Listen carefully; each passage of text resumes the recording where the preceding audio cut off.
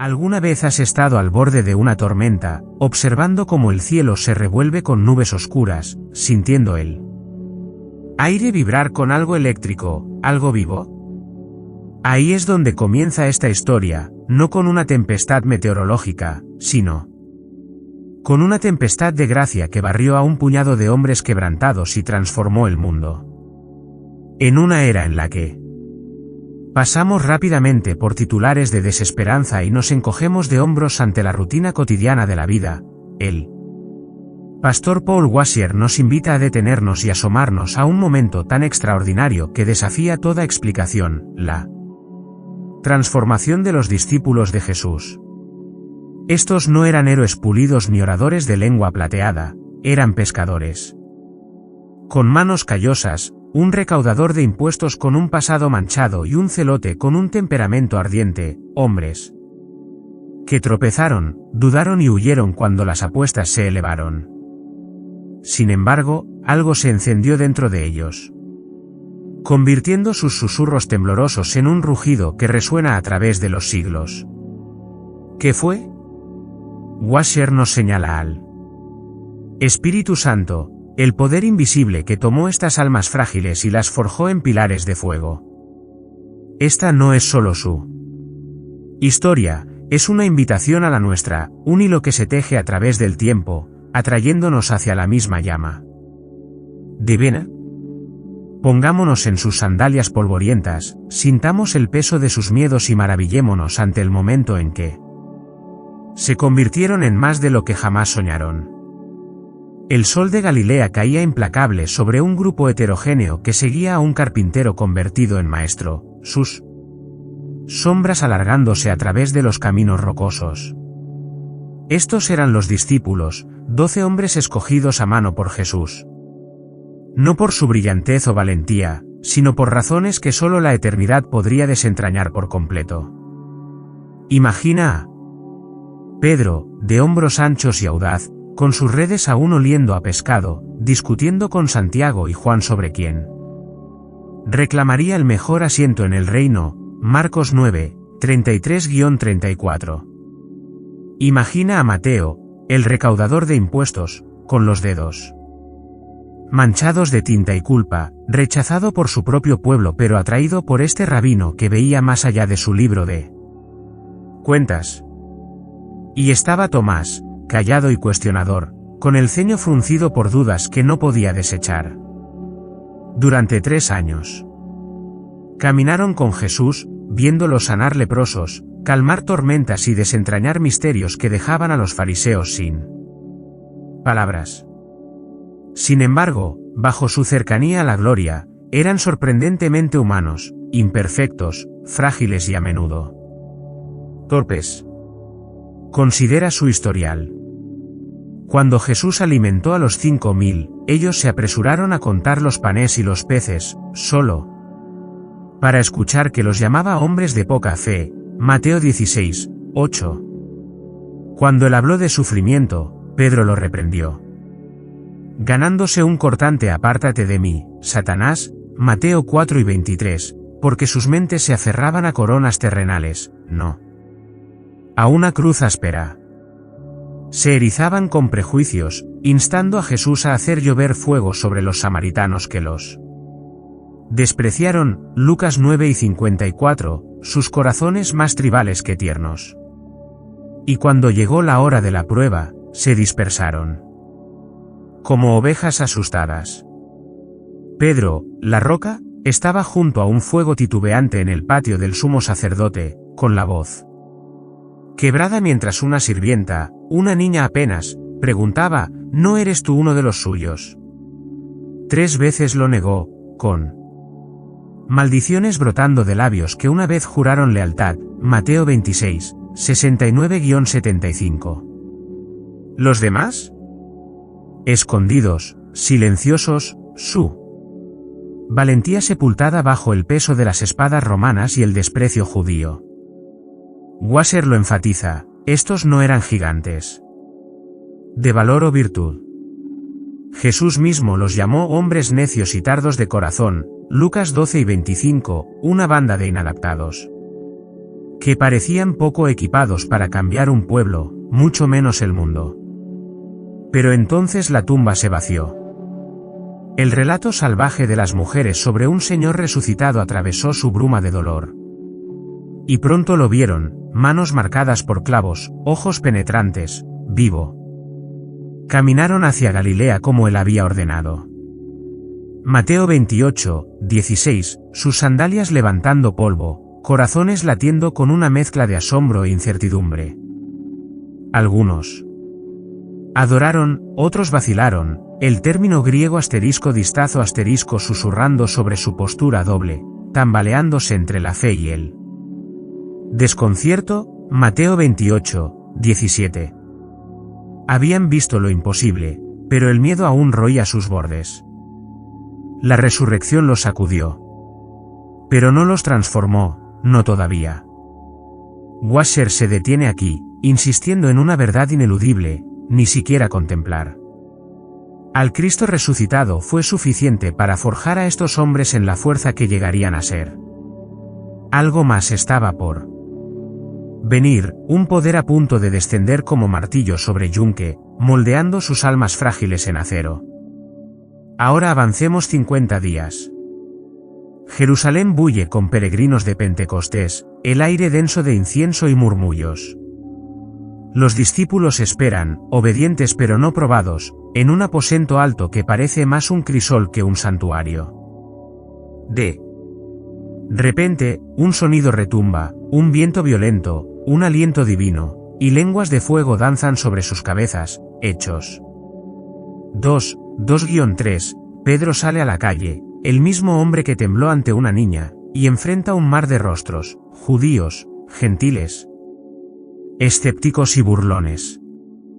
Su voz no titubea. A este Jesús, a quien ustedes crucificaron, Dios lo ha resucitado, truena.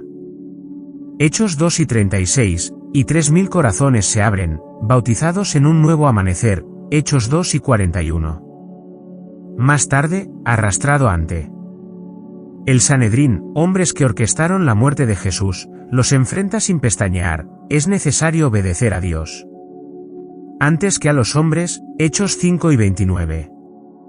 La transformación es cataclísmica, como dice Washer, inexplicable sin el fuego del Espíritu. No eran eruditos citando rollos, eran vasos de un poder que convirtió a negadores en declaradores, a cobardes en campeones. ¿Qué significa esto para nosotros? Su historia no es una reliquia polvorienta, sino un espejo. Nosotros también flaqueamos, retrocediendo ante la pregunta de un compañero sobre la fe, discutiendo por glorias insignificantes, dudando cuando la noche se oscurece. Sin embargo, el mismo espíritu está presente, listo para encenderse. Su transformación no fue un espectáculo único, fue el acto inicial de un drama que aún se desarrolla, una promesa de que los tímidos pueden convertirse en titanes cuando Dios insufla vida en sus huesos. Y ese aliento llegó en Pentecostés, un momento tan pivotal que exige que nos detengamos allí después, rastreando la chispa que incendió sus almas y preguntándonos qué encienden las nuestras. La transformación de los discípulos no se forjó en el vacío, estalló en un momento que dividió la historia en dos.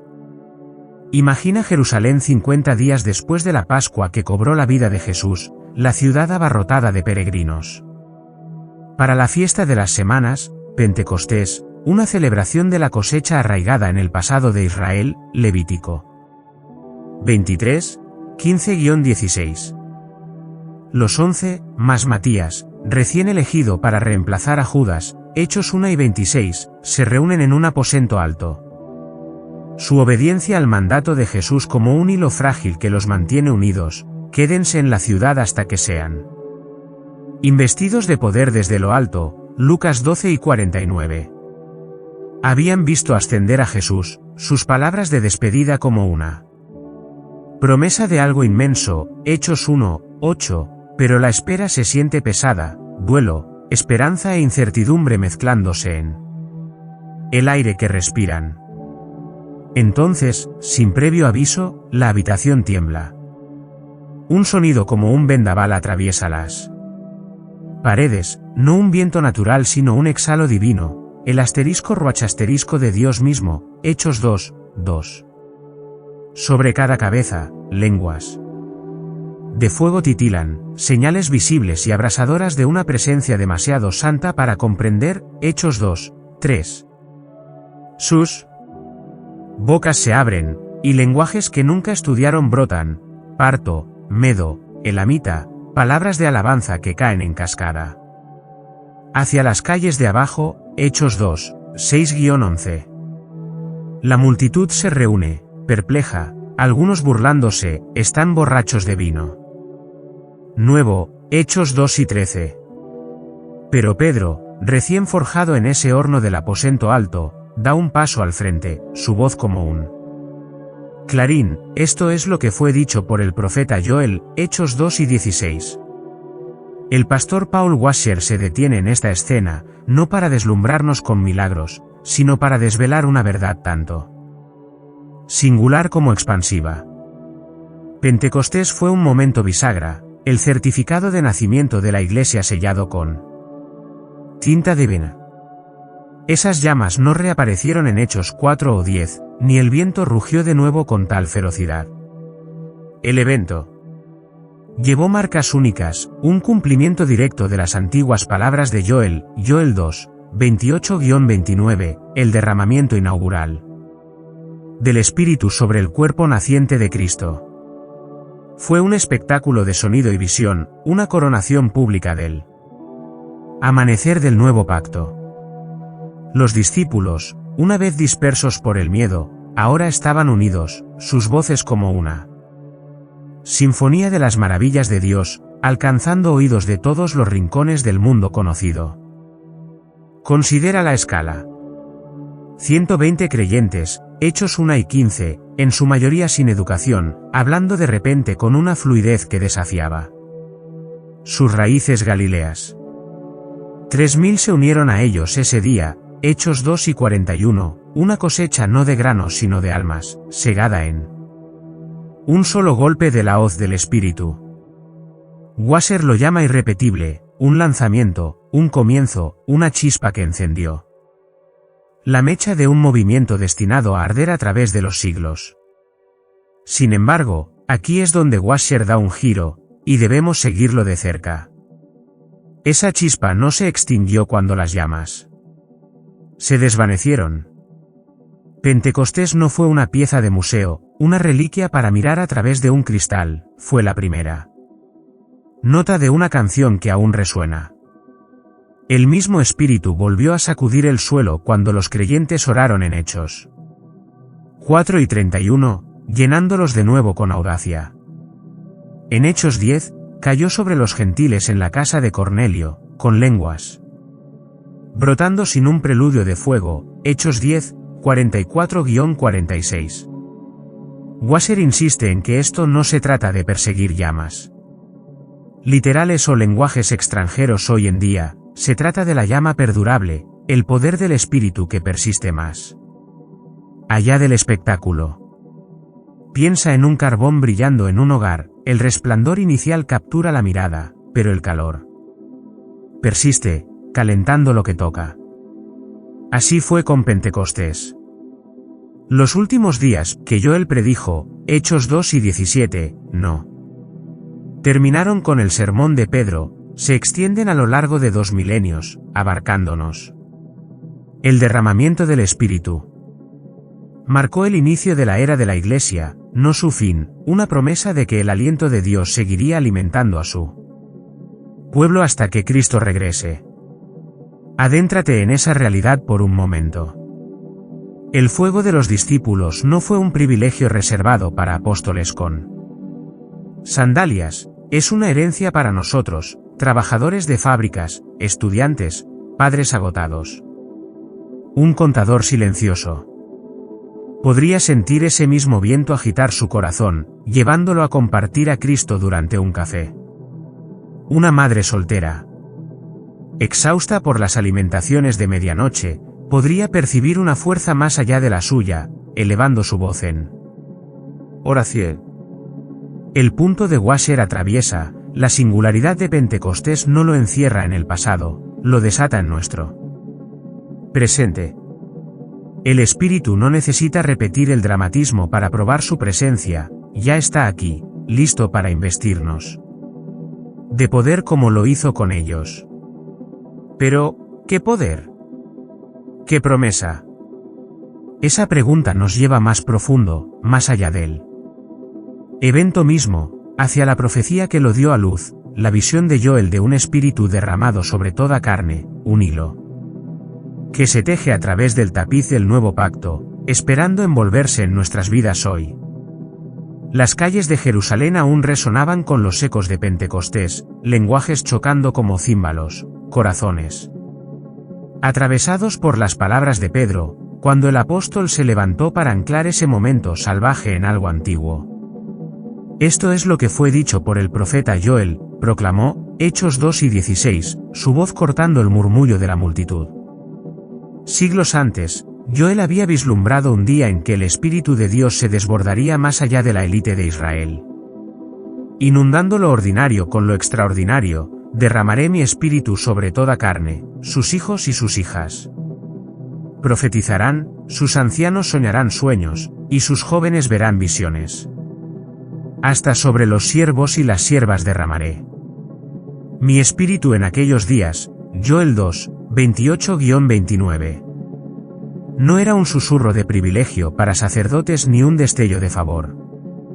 Para reyes, era un diluvio, una promesa divina de que los últimos días ahogarían cada barrera en la presencia de Dios. Washer se aferra a esto, no para obsesionarse con lenguas o trances, sino para desvelar una verdad que vibra bajo la superficie. Pentecostés fue el debut de ese aguacero, el estandarte del nuevo pacto desplegado, y aún ondea sobre nosotros.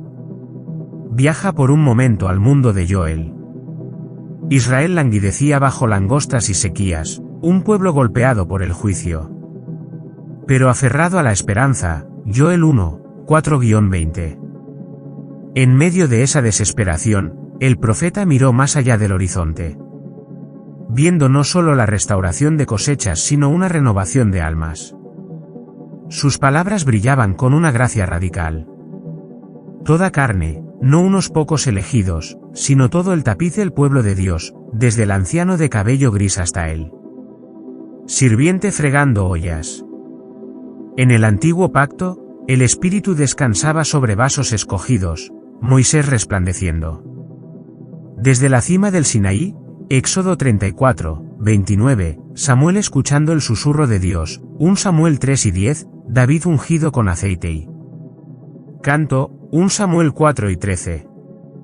El resto permanecía a distancia, espectadores de una gloria que no podían tocar. Joel dio un vuelco al guión.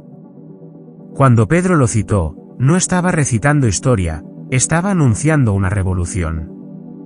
Las lenguas de fuego y los idiomas extranjeros eran meras chispas de un incendio mayor, el Espíritu de Dios ahora habitaba dentro, no sobre su pueblo, una promesa sellada por la sangre y la ascensión de Cristo. Washer profundiza más, tejiendo la visión de Joel en el entramado más amplio del nuevo pacto. Escucha a Jeremías, siglos antes, pondré mi ley dentro de ellos, y la escribiré en sus corazones. Y yo seré su Dios, y ellos serán mi pueblo.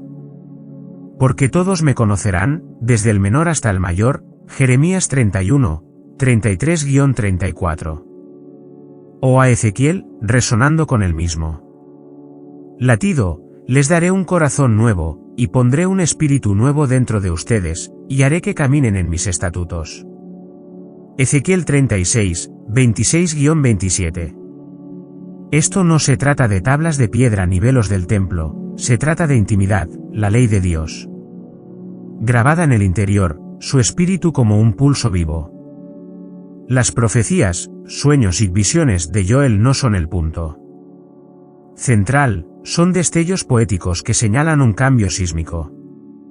El derramamiento del Espíritu significa que cada creyente, pescador, viuda, niño, puede conocer a Dios con una profundidad antes reservada para profetas, y vivir para él con un poder alguna vez empuñado por reyes.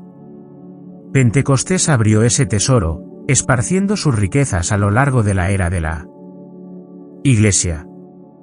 Detente y deja que eso se asiente.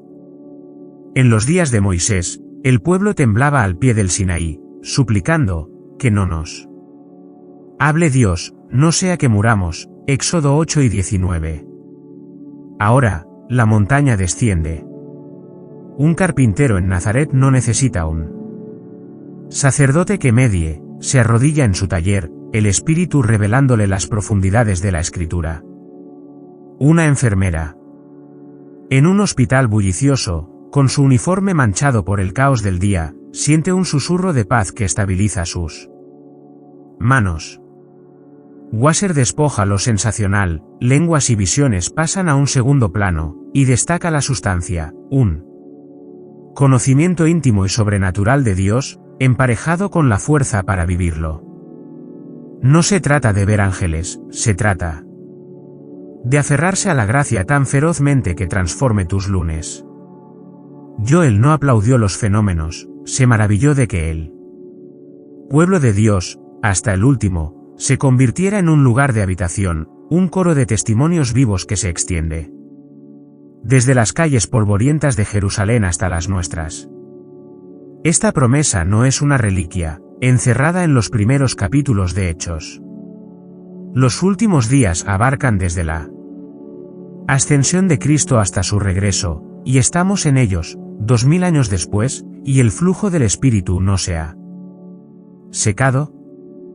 Wasser lo enfatiza, la visión de Joel no es solo para apóstoles, sino para el menor entre nosotros, un derecho de nacimiento para cada creyente. Un adolescente luchando con dudas puede encontrar claridad en la oración, un abuelo frágil pero fiel, puede irradiar sabiduría que silencia una sala. No se trata de perseguir milagros, se trata de reclamar lo que es nuestro. Pero reclamarlo exige algo de nosotros. Los discípulos esperaron en ese aposento alto. Obedientes, expectantes. La inundación de Joel está aquí, pero ¿nos sumergimos en ella? Esa pregunta nos empuja hacia adelante, más allá de la belleza de la promesa, hacia la búsqueda de su poder, una búsqueda que Wasser nos ruega no ignorar, y con la que lucharemos a continuación. La promesa de Joel flota en el aire como una melodía que no podemos dejar de escuchar, el Espíritu de Dios derramado, un torrente de conocimiento y fuerza lamiendo nuestros pies, libre para que cada creyente lo reclame. Los discípulos se sumergieron en él en Pentecostés, emergiendo como portadores de antorchas de un evangelio que incendió imperios.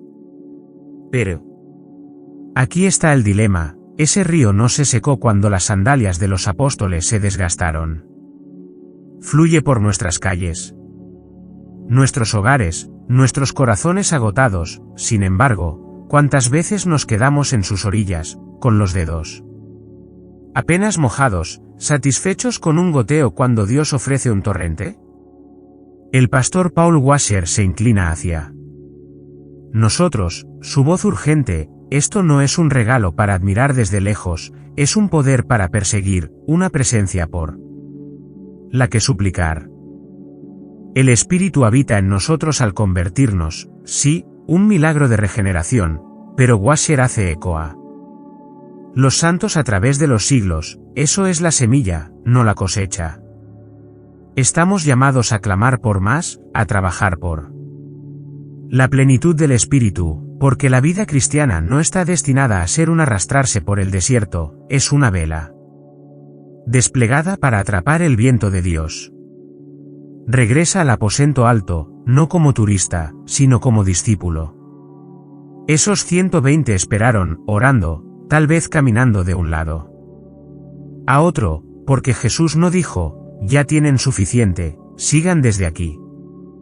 Dijo, quédense, hasta que sean investidos de poder, Lucas 12 y 49.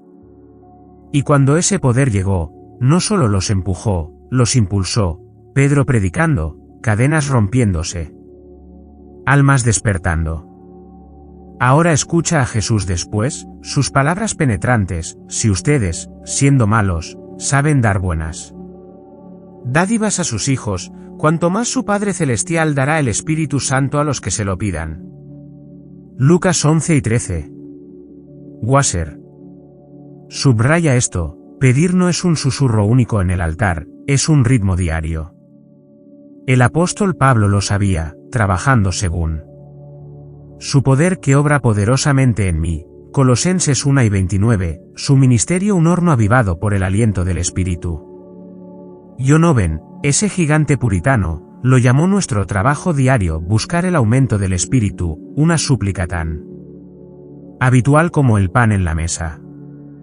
Charles Spurgeon, paseando por su estudio, sin sermón y desesperado, murmuraba: creo en el Espíritu Santo, hasta que las palabras se encendían, y miles temblaban bajo su predicación. Estos no perseguían trucos, tenían hambre de Dios mismo. ¿Cómo luce ese hambre? Imagina a una madre, su cocina un campo de batalla de leche derramada y peleas entre hermanos. Cayendo de rodillas: Señor, estoy agotada, lléname con tu espíritu, no solo para soportar, sino para brillar. O un mecánico, con grasa bajo las uñas, pausando a media jornada para susurrar: Dios, dame valor para hablar tu nombre hoy. No se trata de teatralidad, Wasser rechaza el foco en lenguas o visiones, sino de una necesidad cruda y real. La historia resuena con este clamor. Jonathan Edwards estuvo en un púlpito de Northampton en 1734, predicando una luz divina y sobrenatural, y el Espíritu barrió, avivando un despertar que se extendió por continentes. La voz de George Whitefield resonó sobre campos, no solo por fuerza pulmonar, sino por una unción divina que dejaba a los oyentes llorando. Wasser pregunta: ¿ansiamos eso? No por fama, sino por un fuego que queme nuestra fatiga, nuestros miedos, nuestros débiles intentos de santidad. Surge la objeción: pero estoy salvado, ¿no tengo ya el Espíritu? Sí, gloriosamente sí. En la conversión, Él nos vivifica, habita en nosotros, nos sella, Efesios 1:13. Sin embargo, Wasser, con los puritanos asintiendo detrás, insiste: la plenitud en Cristo no es un pase para quedarnos ociosos. Un niño con un abrigo no rechaza más calor cuando la tormenta arrecia. Thomas Boston instó a los creyentes a respirar, jadear y anhelar por el Espíritu, no como una segunda bendición para alardear, sino como un trago más profundo de un pozo infinito. Richard Sives escribió sobre un hombre con el depósito del Espíritu desafiando a la muerte misma: toma a ese hombre, descuida esa búsqueda, y se marchita. Spurgeon, siempre agudo, se burlaba de quienes nunca orarían por lo que ya tienen: si tenemos vida, oramos por ella más abundantemente. El ruego de Wasser no es por una nueva salvación, es por una llenura fresca, una apropiación audaz de lo que es nuestro. El Espíritu no es un trofeo en nuestro estante, es un viento para perseguir, una llama para avivar. Esta persecución no es abstracta, es cruda, personal. Un predicador, con la voz ronca por sermones que suenan como ecos en una cueva, se arrodilla: Señor, da vida a estos huesos. Un estudiante, con la lengua trabada ante un escéptico, susurra: Espíritu, desata mis labios. Wasser relata sus propias noches, arrojando sermones a la basura, suplicando por poder hasta que irrumpía. No es sin esfuerzo. Owen dijo que nuestras oraciones deben ser fervientes y efectivas, un trabajo que puede dejarnos exhaustos, como Jesús sintió que la virtud se drenaba cuando una mujer tocó su manto, Marcos 5:30. Pero ese es el punto: el poder del Espíritu no es un chisguete barato, es una fuerza que puede agotarnos de la manera más santa, y luego levantarnos de nuevo. La promesa de Joel abrió la puerta, Pentecostés la abrió de par en par. Ahora depende de nosotros, ¿cruzamos? Esa pregunta nos persigue, porque muchos siguen adelante sin ella, arrastrándose por la fe como una máquina sin aceite. Su lucha, y la nuestra, nos llama a la pieza final, porque necesitamos este poder ahora, más que nunca. El clamor por la plenitud del Espíritu resuena desde la promesa de Joel a través de las llamas de Pentecostés, un llamado que hemos rastreado desde discípulos temblorosos hasta santos fervientes suplicando por más. Sin embargo, aquí estamos, 2000 años después, y el aire se siente viciado. El pastor Paul Washer recorre con la mirada la iglesia. Nuestras iglesias, nuestras vidas, y ve un dolor silencioso, creyentes avanzando a trompicones por la fe como viajeros. Perdidos en una tormenta de arena, con arena entre los dientes, sin viento a sus espaldas. Una madre que educa en casa. Se desploma en una silla, los libros de texto esparcidos como bajas, su voz un susurro, no puedo seguir. Un predicador. Baja de su púlpito, palabras pulidas pero vacías, su rebaño asintiendo cortésmente mientras sus corazones duermen. Un empresario guarda un folleto en su bolsillo, demasiado tímido para enfrentar la mirada de un extraño en la gasolinera. Solo parece que tengo tan poco poder, confiesan, y Washer asiente, porque lo ha oído, lo ha sentido, lo ha vivido. El río del Espíritu fluye, la promesa de Joel permanece, el llamado a buscarlo resuena, pero demasiados de nosotros nos arrastramos por su borde, sedientos e impotentes. ¿Por qué? ¿Y cómo nos liberamos? Ponte en sus zapatos. Sara, esa madre que educa en casa, se levanta antes del amanecer, su café frío para cuando los niños bajan tambaleándose. Ha memorizado Romanos 8, inculcado catecismos en pequeñas mentes, pero hoy el caos gana, las lágrimas pican mientras regaña por un jugo derramado. Ella cree, ora, pero la fuerza se siente prestada, no otorgada. Luego está Tom, el predicador, que pasó noches en el seminario analizando verbos griegos, sus sermones ahora joyas exegéticas, pero caen como guijarros, no como truenos. Su congregación sale en fila, impasible, y él se pregunta si es un conferenciante, no un heraldo. Al otro lado de la ciudad, Mike, el empresario, conoce el Evangelio de memoria, pero su lengua se traba cuando un compañero desahoga las injusticias de la vida, se escabulle, avergonzado, el recuerdo de la negación de Pedro destellando en su mente. Washer los ve a todos, no como fracasos, sino como espejos, tenemos la doctrina, el deber, el deseo, pero ¿dónde está el fuego? La ortodoxia sin unción, advierte, es un esqueleto sin aliento. Un velero en calma. Esto no es nuevo. Los discípulos languidecieron en esa bruma previa a Pentecostés, obedientes, pero vacilantes, hasta que el Espíritu los despertó. Hoy no somos tan diferentes, salvos, sellados, pero atrofiados. Washer no señala con el dedo, señala hacia arriba. El espíritu que convirtió a Pedro de cobarde en piedra angular aún está presente, listo para investirnos de poder, Lucas 12:49. Pero no es automático, la inundación de Joel exige que nos sumerjamos, no que jugueteemos. Imagina a Sara otra vez, deteniéndose en medio del colapso, cayendo de rodillas, Señor, derrama tú. Espíritu, necesito más que resistencia, te necesito a ti.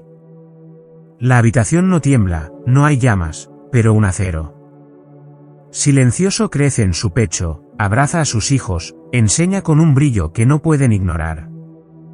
Tom, desesperado, cierra La puerta de su estudio, Espíritu, respira a través de mí, haz que estas palabras vivan. Llega el domingo, y su voz tiembla con una autoridad que despierta los bancos, un alma llorando en el altar. Mike, con el folleto arrugado en su puño, murmura, Dios, libera mi miedo, y lo entrega, su compañero lee, pregunta, escucha. El poder no es un mito, es un derecho de nacimiento que hemos dejado sin reclamar. El diagnóstico de Washer duele porque es cierto, trituramos la fe como si fuera una máquina, engranajes, ruedas, fuerza de voluntad, cuando debería ser un baile con lo divino. Una amiga me contó una vez de una noche sin dormir, con la fiebre de su pequeño disparándose, su esposo en el extranjero. Caminaba, rezando líneas mecánicas, hasta que el agotamiento la quebró. Espíritu, sosténme, estoy acabada. Jura que una paz la envolvió, no explicando la bajada de la fiebre, sino sosteniéndola a través de ella, un sabor de esa demostración del espíritu y de poder que Pablo alardeaba. 1 Corintios 2, 4. La historia también susurra esto. Cuando el avivamiento llegó a Gales en 1904, los mineros cantaban himnos bajo tierra, los bares se vaciaban, los tribunales quedaban ociosos, vidas ordinarias ardiendo con el toque del Espíritu. Washer nos suplica, no te conformes con menos. La madre que educa en casa no necesita más cafeína, necesita unción. El predicador no necesita mejores notas, necesita unción. El testigo tímido no necesita solo valor, necesita el viento que sacudió Hechos 4:31. Entonces, ¿dónde nos deja esto? De vuelta al inicio, esos discípulos, frágiles hasta que fueron llenados, nos muestran el camino. La promesa de Joel abrió las compuertas, Pentecostés lo hizo real, los clamores de los santos lo mantuvieron fluyendo. No somos reliquias de una era desvanecida, somos herederos de un poder vivo, el mismo espíritu que levantó a Cristo, Romanos 8:11, latiendo en nosotros. Pero los herederos deben reclamar su legado. La voz de Washer se eleva. Deja de arrastrarte, empieza a buscar. Arrodíllate en tu cocina, tu auto, tu silencio, clama, Señor, vísteme de poder. No por espectáculo, sino por supervivencia, por gozo, por testimonio, por una vida que resuene con la iglesia. De hechos, no una sombra de ella. La tormenta aún se gesta, el cielo aún zumba con esa gracia eléctrica. La pregunta no es si el Espíritu espera, sino si nosotros lo haremos. No solo escuchemos su historia, vivamos su secuela, encendidos con el poder invisible que transforma almas.